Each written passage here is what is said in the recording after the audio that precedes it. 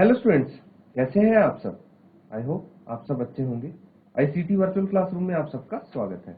मैं विकास, क्लास 6 का हम मैथ्स कर रहे हैं स्टूडेंट्स, और हम रिवीजन कर रहे हैं।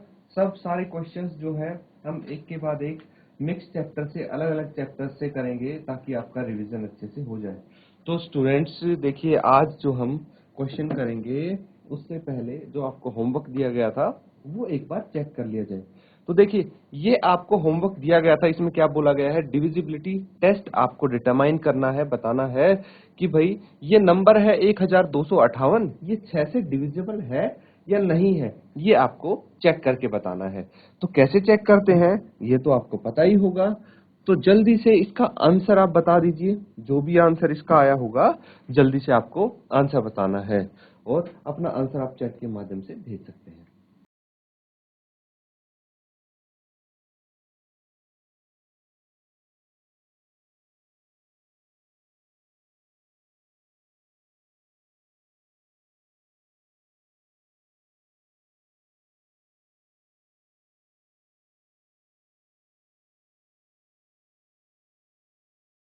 तो देखिए स्टूडेंट्स, इसको हम कैसे सॉल्व करेंगे, यहाँ पे आपको ध्यान देना है। सबसे पहले आपको क्या करना है कि भाई ये देखना है 1258 क्या 2 से डिविजिबल है। देखिए, कोई नंबर 6 से कब डिविजिबल होता है ये हमें चेक करना है। तो 6 से कोई नंबर तब डिविजिबल होता है अगर वो 2 से और 3 से दोनों ही नंबर से डिविजिबल हो, तो 6 से ऑटोमेटिकली डिविजिबल हो जाएगा। तो सबसे पहले हम चेक करेंगे कि क्या ये 2 से डिविजिबल होता है। 1258 इज डिविजिबल बाय 2। ये डिविजिबल है 2 से। क्यों? बिकॉज यूनिट डिजिट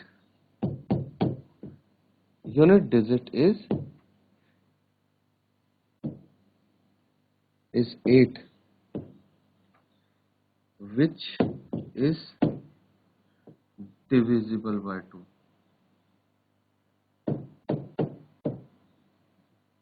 मतलब कोई नंबर 2 से कब डिविजिबल होता है, जब उसकी यूनिट डिजिट, जो इकाई के प्लेस पे आती है डिजिट, वो 2 से डिवाइड हो, तो वो पूरा नंबर 2 से डिवाइड होता है। बाकी डिजिट हमें चेक करने की जरूरत नहीं पड़ती है।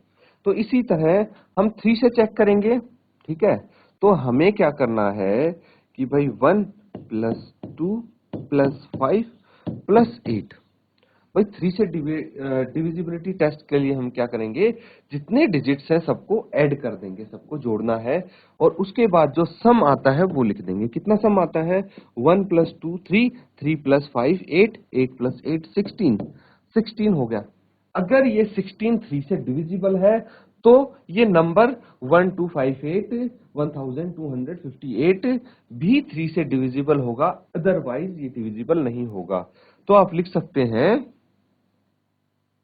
क्या लिखेंगे, 16 इज नॉट डिविजिबल बाय 3।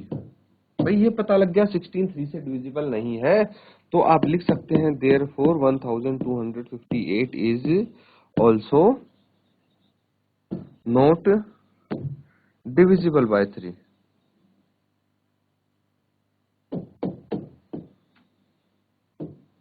तो हमने कर लिया डिविजिबिलिटी टेस्ट 2 से और 3 से। ये क्यों किया? अगर हमें पता लग गया कि भाई दोनों से, 2 से और 3 से ये नंबर डिविजिबल है, तो अब ये नहीं है डिविजिबल 2 से और 3 से, 2 से है लेकिन 3 से नहीं है, तो ये 6 से भी नहीं होगा। तो आप लिख सकते हैं 1258 इज नॉट डिविजिबल बाय 6। ठीक है, क्यों डिविजिबल नहीं है? Because it is not divisible by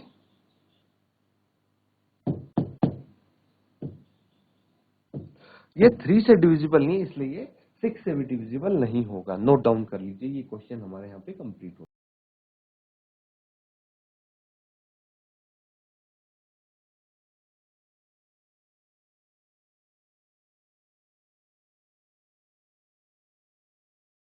चलिए स्टूडेंट्स, एक क्वेश्चन आप नोट डाउन कीजिए।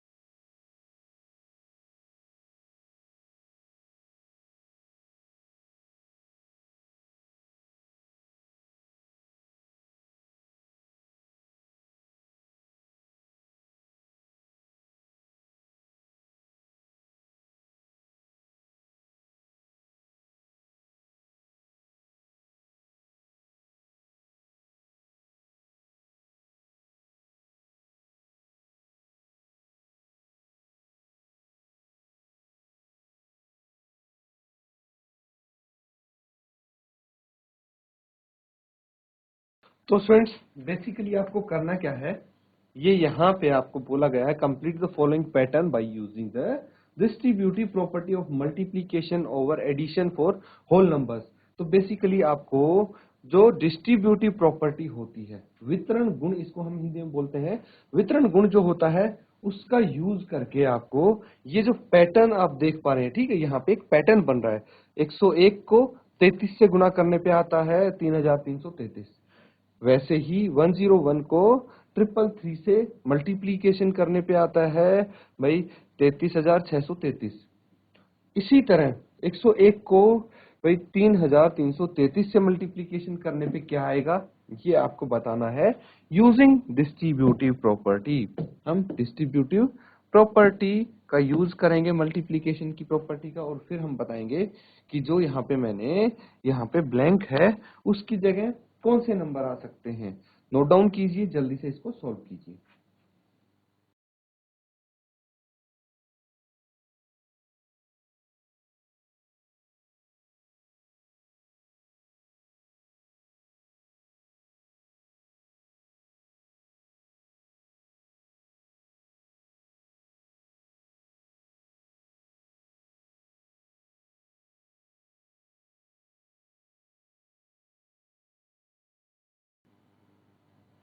तो बच्चों, किस किस का आंसर आया है? जिस किसी का भी आंसर आया है अपना आंसर आप बता दीजिए। देखिए कैसे हम डिस्ट्रीब्यूटिव प्रॉपर्टी का यूज करते हैं वो आप यहाँ पे देखेंगे। सबसे पहले हमें क्या करना है, सबसे पहले भाई आपके पास है 101 इंटू 33, वो 3,333 कैसे आया, हाउ इज इट पॉसिबल, ये हम चेक करेंगे।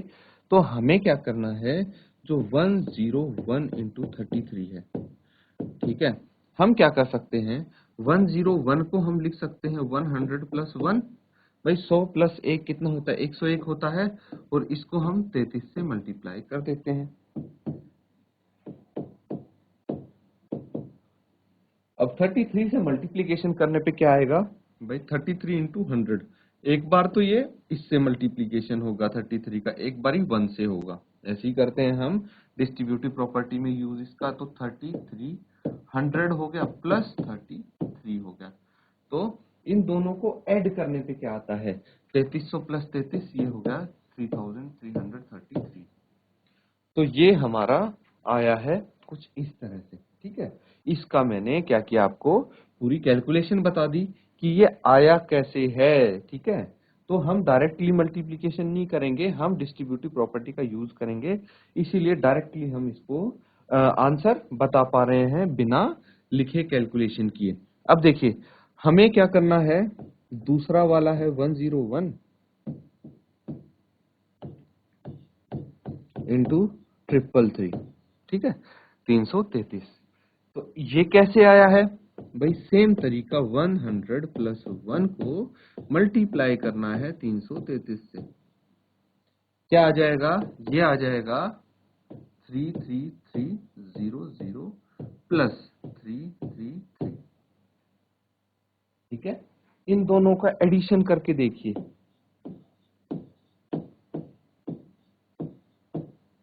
कितना आ गया? 3 प्लस 3 6, 3 एंड 3, ये आ गया 633। नोट डाउन कर लीजिए। तो यहाँ पे भी हमारा यही आंसर है।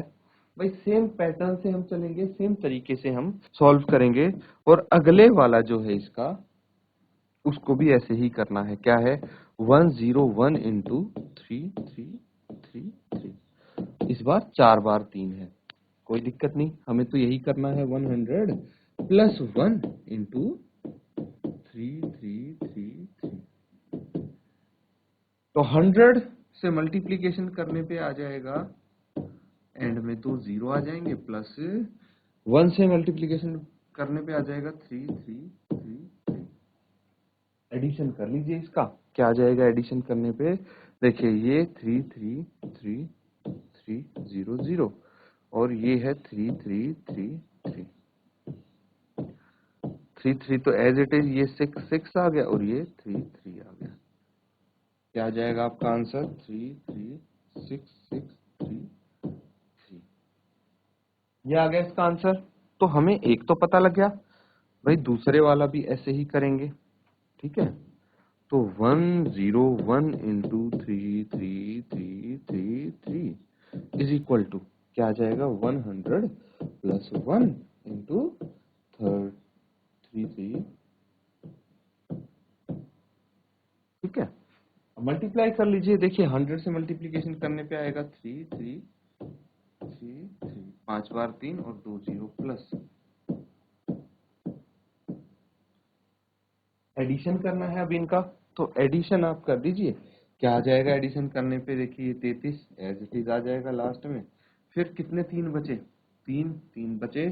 तो हम क्या करेंगे, इनको ऐड करके 6 3 बार 6 लिख देंगे, और फिर यहाँ पे 2 बार 3 हमारा बच जाएगा।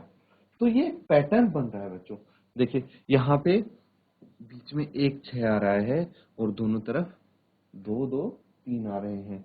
यहाँ पे हम देखेंगे कि 2 6 आ रहे हैं, दोनों तरफ 2 2 3 आ रहे हैं। यहाँ पे 3 6 आ रहे हैं, दोनों तरफ 2 2 3 आ रहे हैं। भाई अगर हम 101 को पूछा नहीं गया है, वैसे मैं बता रहा हूँ आपको, 33333, ये 5 बार 3 था, मैंने 6 बार 3 से मल्टीप्लाई किया, तो क्या आना चाहिए? बीच में 4 बार 6 आ जाएगा, और दोनों तरफ 2 बार 3 आ जाएगा। ये एक पैटर्न हमने ऑब्जर्व किया है, ठीक है।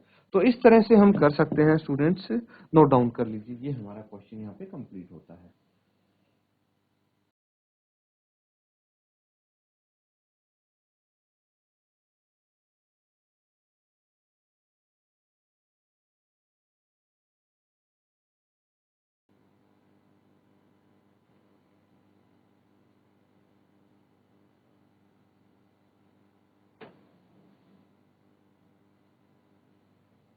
चलिए स्टूडेंट्स, एक क्वेश्चन और आप लिख लीजिए।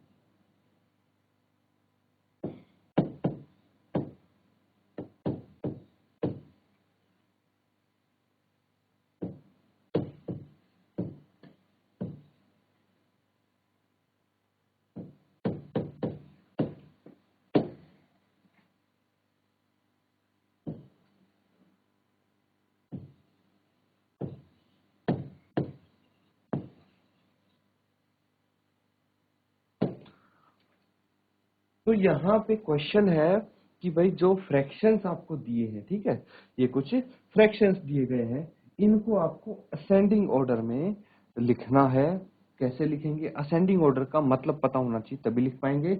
असेंडिंग ऑर्डर मतलब बढ़ते क्रम में, ठीक है, पहले सबसे छोटा आएगा, फिर उससे बड़ा आएगा, फिर उससे बड़ा आएगा, that is called ascending order. तो इसको जल्दी से असेंडिंग ऑर्डर में लिख के आंसर बताइए।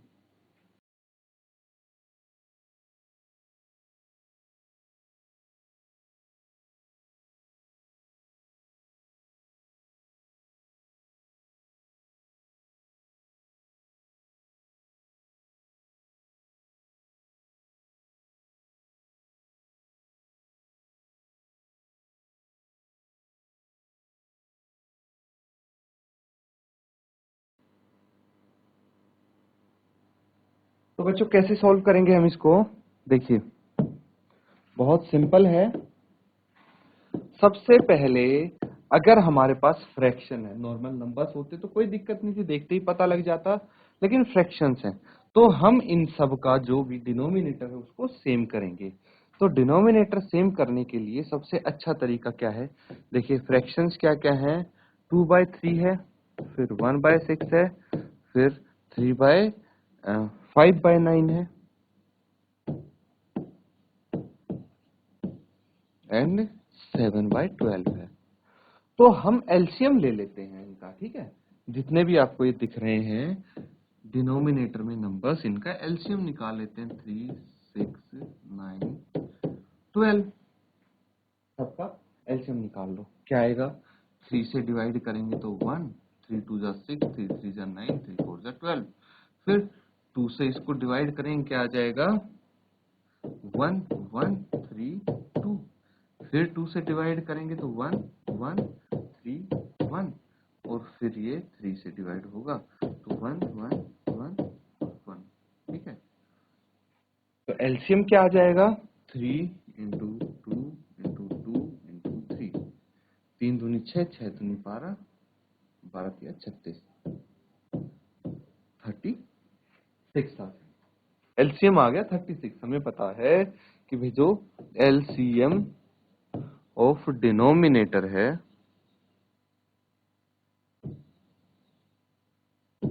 वो है 36।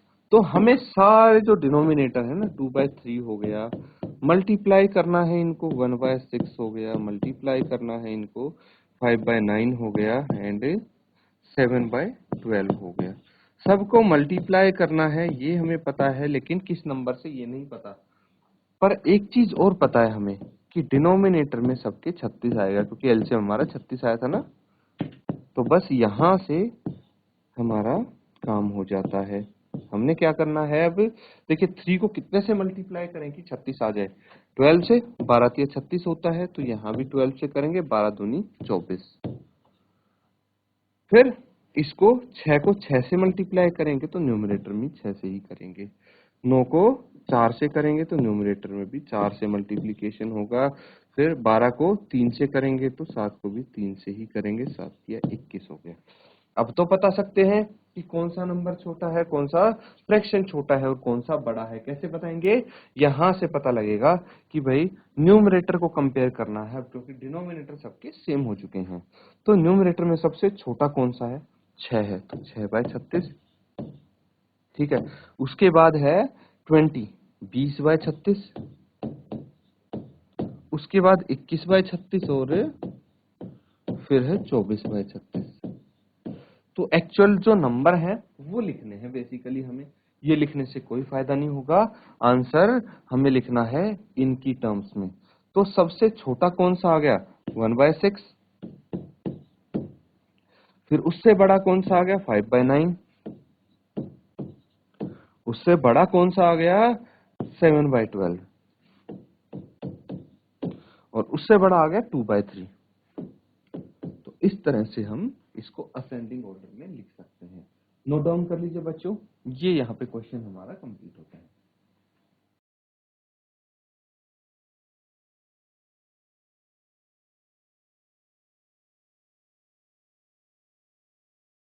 तो स्टूडेंट्स यहाँ पे हमें पता लगा है कि भाई जो ये हमारे अरेंज करने होते हैं फ्रैक्शंस, इनको कैसे करते हैं हम, इनके डिनोमिनेटर्स का एलसीएम ले लेते हैं अगर बहुत सारे फ्रैक्शंस हैं तो, और उनको हम क्या करते हैं, डिनोमिनेटर्स को वही जो एलसीएम आता है उसके इक्वल करने की कोशिश करते हैं, उसके बाद न्यूमरेटर्स को कंपेयर कर लेते हैं। तो इस तरह से अलग अलग टाइप के हम क्वेश्चंस यहाँ पे प्रैक्टिस करते हैं ताकि आपको अच्छे से समझ आ जाए, चीजें रिवाइज हो जाएं। तो प्रैक्टिस करते रहिए आप भी। इसी के साथ आज का सेशन हम यहाँ पे एंड करते हैं। Thank you and have a nice day.